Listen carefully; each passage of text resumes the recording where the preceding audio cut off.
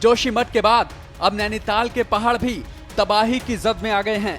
Monsoon की मूसलाधार बारिश के बीच पहाड़ दरकने लगे हैं, जिससे लोगों के घरों में बड़ी बड़ी दरारें आ गई हैं। तस्वीरें नैनीताल के खूपी गांव की हैं, जहां पहले कई जगहों पर लैंडस्लाइड हुआ। उसके बाद गांव के कई घरों में लंबी लंबी दरारें पड़नी शुरू हो गई। हर गुजरते दिन के साथ ये दरारें भी लगातार बढ़ती जा रही हैं और इन्हीं दरारों के साथ बढ़ रही है ग्रामीणों की चिंताएं।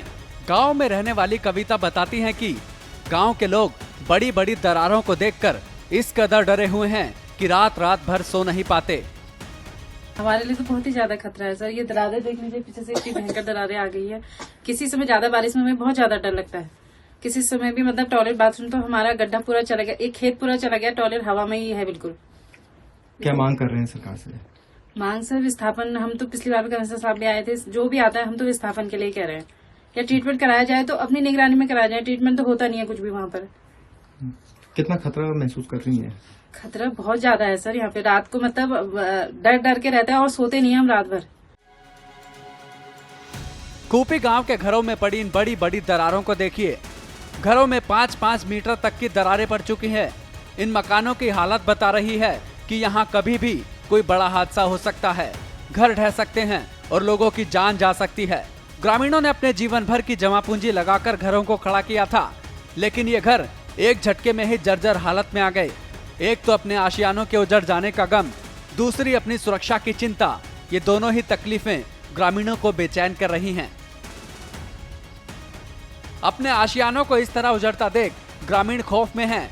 ग्रामीणों को जोशीमठ की वो आपदा याद आ गई है, जब पहाड़ के दरकने से हजारों घर तबाह हो गए थे।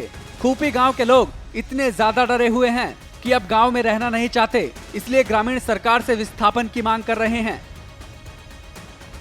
भूस्खलन हर साल ही हो रखा है। रात को सो नहीं पाते हैं, हमें क्या कहते दरारें आ रही है बहुत ज्यादा, और जिस वजह से बच्चों को भी हमको भी खतरा है। मतलब बाकी परेशानियों का, दिक्कतों का बहुत ही सामना करना पड़ रहा है। कई बार आप इसकी शिकायत आप लोगों ने की? सर शिकायत कर रखी है। बीच में एसडीएम साहब भी आए थे और कमिश्नर साहब भी आए थे, हाँ दीपक रावत जी। उन्होंने भी कहा कि आप अब विस्थापन चाहते हैं, तो हमने कहा सर हम तो चाहते नहीं है करके। दहशत का आलम यह है कि खूपी गांव के लोग गांव छोड़कर जा रहे हैं।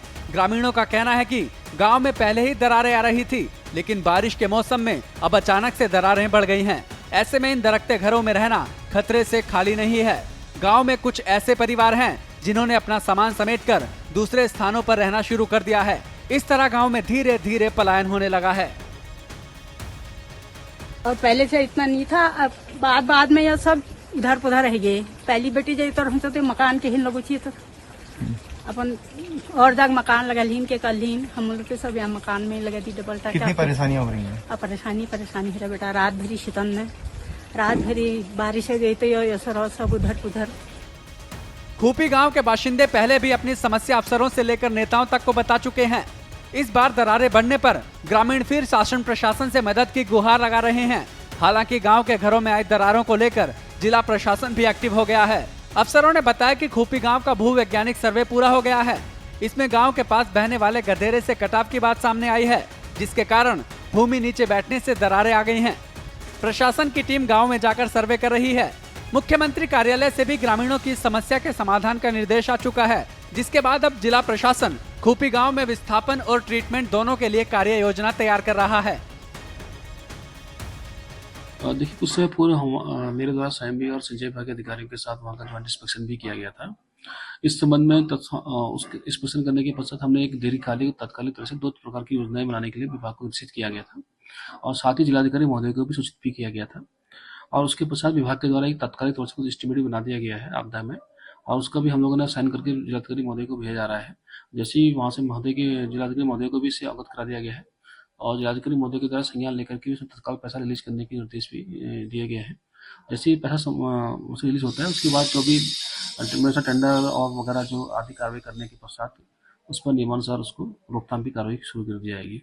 देखिए, जो क्षेत्रीय निवासियों के आधार पर जो बताया गया कि जो पाइन से गधेरा वहाँ पर आ रहा है, उस पाइन से गधेरा से जो कटाव उत्पन्न हो रहा है, एक तो वो रीजन है। दूसरा रीजन उनको द्वारा बताया गया जो वहाँ की मिट्टी है काफी भुरभुरी टाइप की है, उसमें पत्थर वगैरह काफी कम है, तो इसलिए जो है जो पानी आता है सीधे धस जाता है वहाँ पर, और पानी रिस जाता है जमीन में, और जमीन में रिसने से उसमें भी धसाव होने की संभावना बढ़ जाती है। ग्रामीणों का कहना है कि साल 2011 से गांव में बड़े पैमाने पर लैंडस्लाइड हो रहा है। ग्रामीणों ने अपनी इस समस्या को लेकर कई बार अफसरों से गुहार लगाई, लेकिन अभी तक किसी ने भी उनकी मदद नहीं की। वहीं लगातार हो रहे लैंडस्लाइड की वजह से खूपी गांव का अस्तित्व ही खतरे में पड़ गया है। खूपी गांव नैनीताल की तलहटी में बसा है। ये गांव बलिया नाले से सटा हुआ है। खूपी गांव के ठीक ऊपर आर्मी कैंट एरिया और आलू खेत गांव है। गांव के साथ साथ इन जगहों पर भी सबसे ज्यादा लैंडस्लाइड का खतरा मंडरा रहा है। नैनीताल उत्तराखंड का एक प्रसिद्ध पर्यटन स्थल है। अगर नैनीताल के पहाड़ ऐसे ही दरकते रहे तो भविष्य के लिए बड़ा संकट खड़ा हो सकता है। ऐसे में प्रशासन को तुरंत बड़े कदम उठाने होंगे ताकि सिर पर मंडरा रही इस आपदा से लोगों को बचाया जा सके। श्रेष्ठ उत्तराखंड पर खबरों से जुड़े रहने के लिए चैनल को सब्सक्राइब और लाइक करें, बेल आइकन दबाएं और देखते रहें श्रेष्ठ उत्तराखंड।